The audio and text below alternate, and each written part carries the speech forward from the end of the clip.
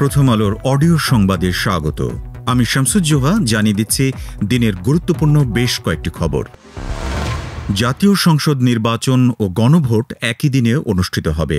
জাতির উদ্দেশ্যে দেয়া ভাষণে একথা বলেন অন্তর্বর্তী সরকারের প্রধান উপদেষ্টা অধ্যাপক মোহাম্মদ ইউনূস। ১৩ নভেম্বর বৃহস্পতিবার বেলা ২:৩০টায় জাতির উদ্দেশ্যে ভাষণ দেন প্রধান উপদেষ্টা।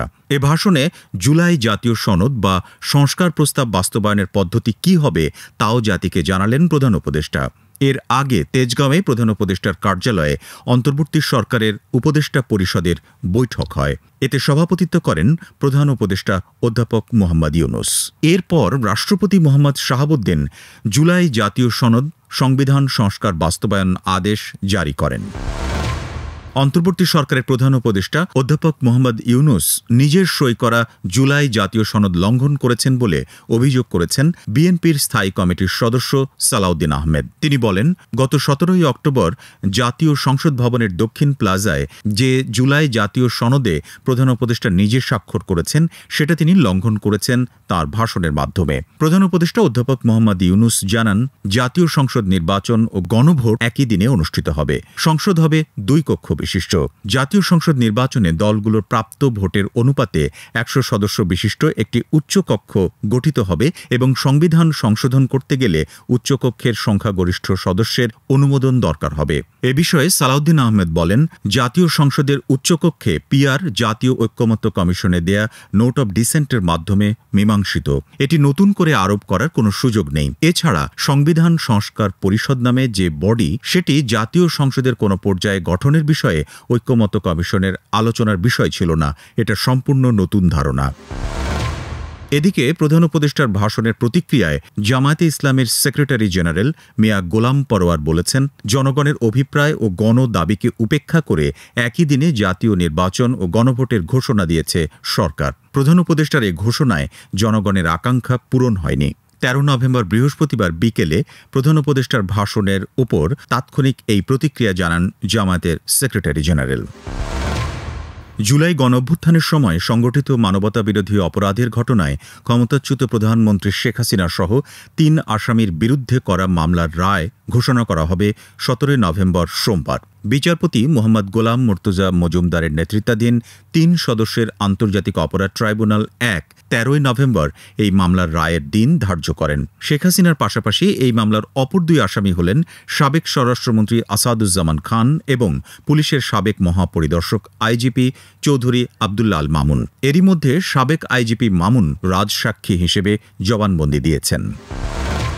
কার্যক্রম নিষিদ্ধ আওয়ামী লীগের অনলাইনে ডাকা ১৩ নভেম্বর বৃহস্পতিবারের ঢাকা লকডাউন কর্মসূচি ঠেকাতে কঠোর অবস্থানে আইন শৃঙ্খলা রক্ষাকারী বাহিনী। এরই মধ্যে রাজধানীর গুলিস্তানে কার্যক্রম নিষিদ্ধ আওয়ামী লীগের কেন্দ্রীয় কার্যালয়ে আগুন দেওয়া হয়েছে। বেলা ১টার দিকে এই আগুন দেওয়া হয়। এর আগে সেখান থেকে আওয়ামী লীগের ২ ব্যক্তিকে আটক করে পুলিশের কাছে সোপর্দ করে বিক্ষোভকারীরা।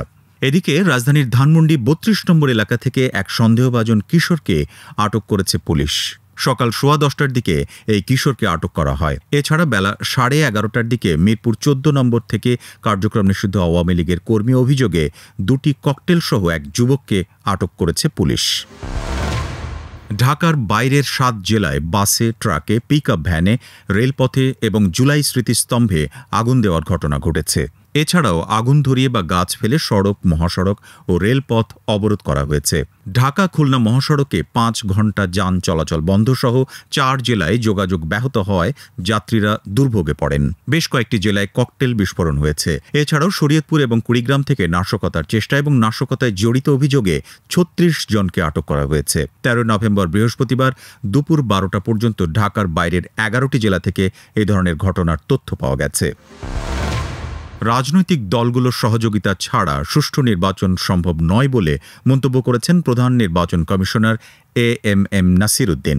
তিনি বলেন, তফসিল ঘোষণার পর কোথাও অনিয়ম দেখা গেলে নির্বাচন কমিশন সর্বোচ্চ ব্যবস্থা নেবে। ১৩ নভেম্বর বৃহস্পতিবার রাজধানীর আগারগাঁওয়ে নির্বাচন ভবনের সম্মেলন কক্ষে রাজনৈতিক দলগুলোর সঙ্গে সংলাপে দেওয়া শুভেচ্ছা বক্তব্যে সিইসি এসব কথা বলেন। ত্রয়োদশ জাতীয় সংসদ নির্বাচন সামনে রেখে প্রথমবারের মতো নিবন্ধিত রাজনৈতিক দলগুলোর সঙ্গে সংলাপে বসেছে নির্বাচন কমিশন। সংলাপের প্রথম ধাপে উপস্থিত ছিলেন ৬টি দলের প্রতিনিধিরা। দলগুলোর সঙ্গে ১১টি বিষয়ে আলোচনা করে কমিশন। এ সময় সিইসি বলেন, রাজনৈতিক দলগুলো নির্বাচনে খেলবে, ইসি নিরপেক্ষ রেফারির ভূমিকা পালন করতে চায়, কিন্তু খেলোয়াড়রা সহযোগিতা না করলে কমিশন নিরপেক্ষতা হারাবে, পুরো নির্বাচন প্রক্রিয়া প্রশ্নবিদ্ধ হবে। এই ছিল আজকের আয়োজনে। প্রথম আলোর অডিও সংবাদ শুনুন আমাদের ওয়েবসাইট prothomalo.com এবং আমাদের ফেসবুক পেজ ও ইউটিউব চ্যানেলে।